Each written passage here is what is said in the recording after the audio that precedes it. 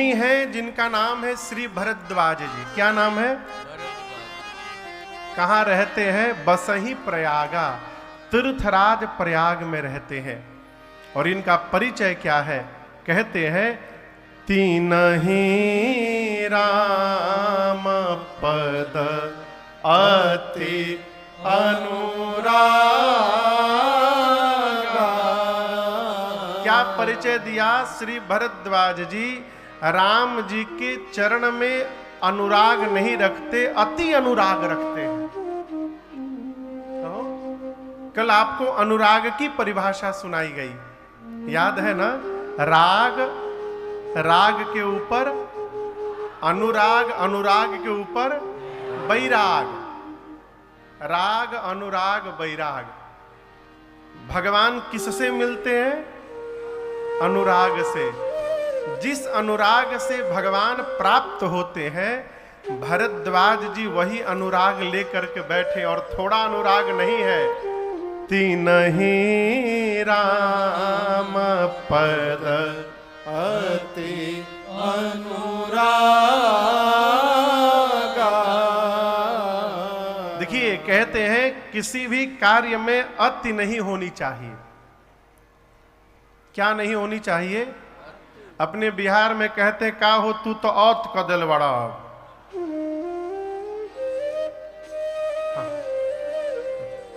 बाबूजी बीचों में कैमरा लगल बा। हाँ। 3 बार आप आ गए हैं, झुक के। हाँ, क्या कह रहे थे? अरे आप तो औत कर दिए हैं। औत यानी अति कर दिए हैं। किसी भी व्यवहार में यदि अति हो रही है तो वो नुकसान देगी, लेकिन यदि भगवत प्रेम में अति हो रहा है तो ये हमारा सौभाग्य बढ़ा देगा। अति अनुरागा, ये श्रेष्ठतम परिचय है। आजकल लोग परिचय देते हैं, महाराज हमारे एक ठे आश्रम बोकारो में है, एक ठे शिमला में है, एक ठे काशी में है, एक ठे वहां है। मैं घटना बताऊं, ऋषिकेश में एक मौनी महाराज थे, बड़े अद्भुत विभूति, 70 साल से बोले नहीं थे। एक बार मुझे भी दर्शन करने का सौभाग्य मिला, तो एक भारत के बहुत प्रसिद्ध महात्मा, मैं नाम नहीं लूंगा, वो भी वहां बैठे थे। तो उन्होंने कहा, गुरुदेव 75 आश्रम हो चुके हैं अब तक मौनी महाराज से। मौनी महाराज स्लेट उठाएं और चौक से लिखे, ये मेरा आश्रम भी लेकर 75 को 76 बना लो। चेहरवा उतर गया हो। हमारे कितने आश्रम बन गए, ये हमारा वैभव नहीं है। इस मानव के शरीर में हमने कितना भगवत नाम का स्मरण कर लिया, ये हमारा वैभव है, ये परिचय है। आप यदि सड़क से गुजर रहे हैं और सामने वाला कहे कि देखिए सेठ जी जा रहे हैं, तो ग्लानि में डूबी। यदि सड़क से जा रहे और कोई कह दे कि देखिए भगवान के भगत जी जा रहे हैं, तो आनंद में झूमिए। ये जीवन का श्रेष्ठतम परिचय है। तीन ही राम पद अति अनुरागा। श्री भरद्वाज जी तपस्वी हैं, सम और दम से संपन्न है। सम कहते हैं जो अपने मन को अपने बस में कर ले। ये बतिया बुझाता है, हम लोग मन के बस में बैठे हैं। महाराज 5:30 बज गया है, मन कर रहा है ना, एक कप गर्मा गर्म चाय मिल जाए, आनंद हो जाए। किसने कहा? जोर से कहिए। मनवा ने टेलीफोन किया था क्या आपको? ये क्या है? हम मन के बस में है। मन जैसा चाहता है हम वैसा व्यवहार करते हैं, परंतु भरद्वाज जी वो जैसा चाहते हैं उनका मन उस दिशा में जाता है। ये है सम। दम यानी जो अपनी इंद्रियों को अपने बस में करके बैठे। भरद्वाज जी सम दम से युक्त हैं।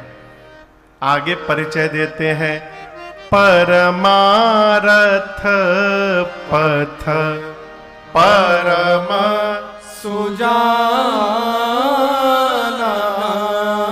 परमार्थ के पथ पे आने जाने वाले चलने वाले पथिक हैं। कौन? श्री भरद्वाज जी। कहां पे रहते हैं? जोर से कहिए। प्रयाग में रहते हैं। अभी प्रयाग में कुंभ का मेला लगा था। अभी तो खैर कुंभ था, लेकिन आपको बताऊं, प्रत्येक वर्ष प्रयाग में 1 महीने का मेला लगता है। उसको माघी मेला कहते हैं। मकर संक्रांति से प्रारंभ होता है, मकर संक्रांति के दिन से, और 1 महीने का मेला रहता है। पूरे देश के ऋषि मुनि वहां जाकर कल्पवास करते हैं, नित्य त्रिवेणी जी में स्नान करते हैं, सत्संग सुनते हैं, कथा सुनाते हैं, अपने को कृतार्थ करते हैं। 1 वर्ष सारे मुनि आकर वहां वास करने के बाद जब अपने अपने आश्रम लौटने लगे, तो उन मुनियों में एक महात्मा है जिनका नाम है याज्ञवल्क्य ऋषि। क्या नाम है? जागबलिक मुनि परम विवेकी। इनका परिचय क्या है? ये परम विवेकी हैं। और आप दर्शन करिए, सारे मुनि भरद्वाज जी से विदा मांगते गए, भरद्वाज जी प्रणाम करके विदा करते गए। जब याज्ञवल्क्य ऋषि विदा कर लेने आए तो भरद्वाज जी उनके पांव को पकड़कर बैठ गए। भरद्वाज राखे पद टेकी, कहे प्रभु सब जा रहे हैं, आप न जाइए। आश्रम ले गए, अपने बिठाए, पांव पखारे, पूजन किए। याज्ञवल्क्य ऋषि ने पूछा, आपने मुझे क्यों रोका? कहे प्रभु मेरे मन में एक संशय है, अब मैं जानता हूं मेरे संशय को आपको छोड़कर कोई समाप्त नहीं कर पाएगा। याज्ञवल्क्य ऋषि बोले, क्या संशय है? भरद्वाज जी कहते हैं, राम कवन प्रभु पूछऊं तो ही, राम कवन प्रभु पूछऊं तो ही, कहिया बुझाए कृपानिधि मोहि, कहिया बुझाए कृपानिधि मोहि। एक राम अवधेश कुमारा, एक राम अवधेश कुमारा, और तिनकर चरित विदित संसारा, तिनकर चरित विदित संसारा। नारी बिरह दुख लहेऊ अपारा, नारी बिरह दुख लहेऊ अपारा। अंत में भयऊ रोषरन रावण मारा, भयऊ रोषरन रावण मारा, भयऊ रोषरन रावण मारा, भयऊ रोषरन रावण मारा। भरद्वाज जी कहते हैं, प्रभु मेरा प्रश्न है कि राम जी कौन है? क्या प्रश्न है? अच्छा आप बताइए, आप में से ऐसा कोई है जिसको ये मालूम ना हो कि राम जी कौन है? कहिए, आप सबको मालूम है। भरद्वाज जी का प्रश्न है, राम कवन प्रभु पूछऊं तो ही। आगे की बात और अद्भुत है। कहते हैं, मेरे प्रश्न का आप उत्तर ऐसे दीजिएगा जैसे मुझे समझने में कोई कठिनाई ना हो।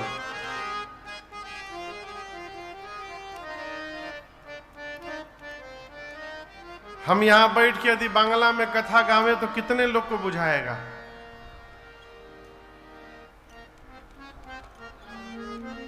अरे थोड़ा तो बुझाइए जी, बंगाल कितना दूर है यहां से, है? लेकिन आधे को बुझाएगा, आधे को नहीं बुझाएगा। जिसको नहीं बुझाएगा वो बाहर निकल कर कहेगा महाराज तो बहुत जानकार है, हो बांग्ला भी बोल लेते हैं। लेकिन कोई कहेगा यदि आपको क्या समझ में आया, तो हमको कुछ समझ में नहीं आया, सब ऊपरे ऊपर चला गया। यदि मेरी कही हुई बात आपके समझ में नहीं आ रही है तो मेरे ज्ञान का कोई मतलब नहीं है, उसका कोई अर्थ नहीं है।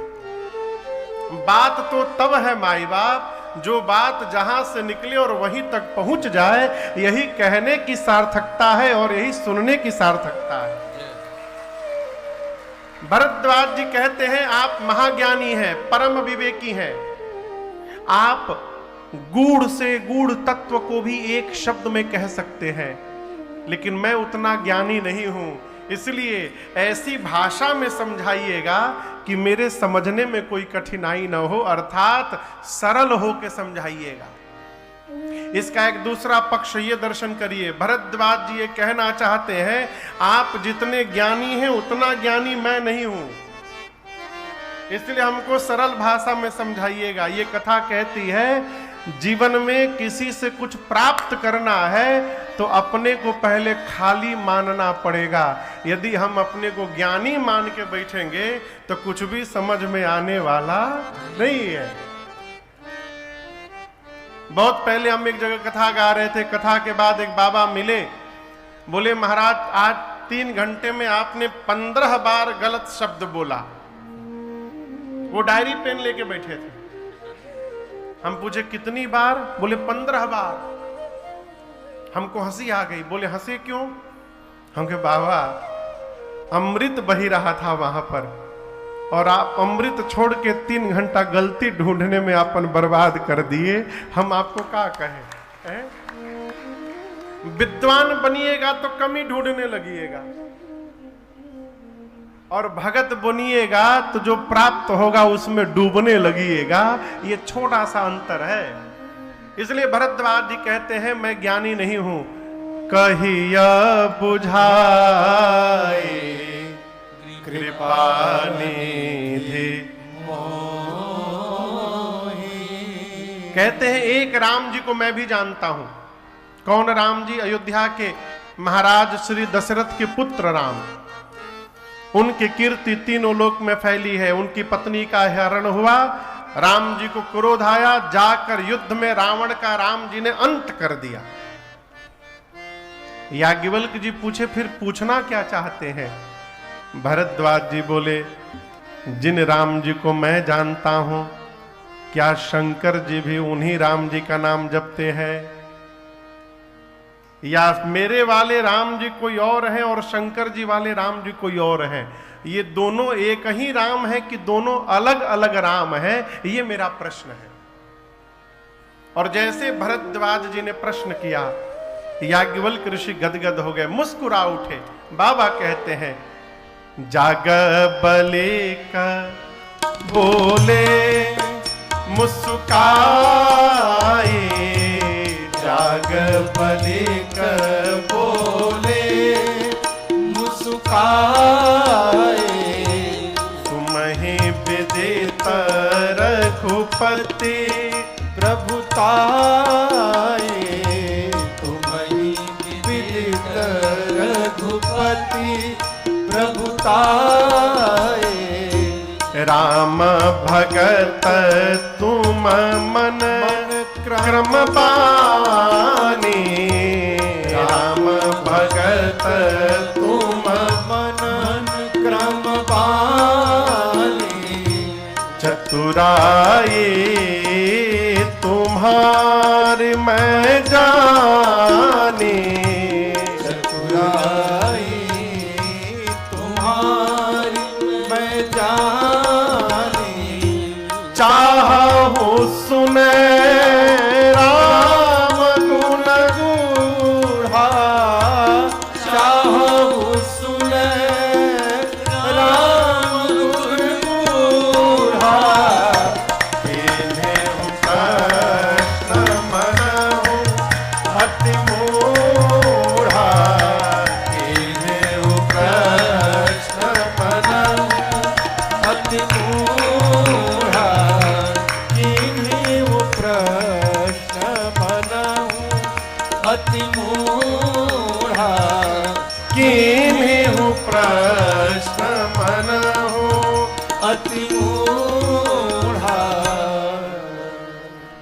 भरद्वाज जी के प्रश्न को सुनकर याज्ञवल्क्य ऋषि प्रसन्न हो गए।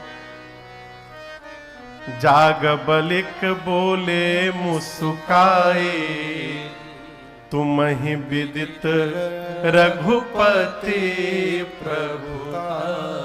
देखिए एक बात मैं आपसे कहूं, कई लोग प्रश्न पूछते हैं, लेकिन प्रश्न पूछने का ढंग बता देता है कि वो उत्तर जानना चाहते हैं कि उत्तर देने वाले को जानना चाहते हैं। ये प्रश्न करने का तरीका बताता है। आप समझ रहे मेरी बात को? कई लोग प्रश्न का उत्तर जानते हैं, उसके बाद भी पूछने आते हैं। क्यों? देखे तो महाराज को कितना मालूम है। हम लोग जब कथा प्रारंभ किए थे प्रारंभिक दौर में, तो विशेष रूप से बिहार में और कहीं नहीं, जहां बिहार पहुंचे कथा गाने, हर कथा में 10-12 पूछने वाले लोग पहुंच जाते थे। अजानते प्रश्न क्या पूछते थे? महाराज जी, सुदामा जी के बाबूजी के क्या नाम रहे? हम सुनते सुनते इतने त्रस्त हो गए कि एक लोग से कहना पड़ा का आधार कार्ड बनवाओगे बका उनका। अरे सुदामा जी से मतलब रखिए, बाबूजी पर कहां जा रहे हैं? आइए बताइए, राम कथा में सुदामा जी कहां से आ गए? ये क्या है? ये जानना कि महाराज को कितना पता चलता है। हमारी बोली हमारे विचार को प्रकट करती है, इसलिए बहुत सावधान। भगत और जो भगत नहीं है उसका अंतर बता रहा हूं। भगत जब कोई बात करता है ना, तो वार्ता करते करते भगवान की चर्चा प्रारंभ हो जाती है, और विषयी जब बात प्रारंभ करता है तो वो भगवान की कथा में भी बोलकर कथा को विषय की ओर लेकर चला जाता है। ये अंतर है।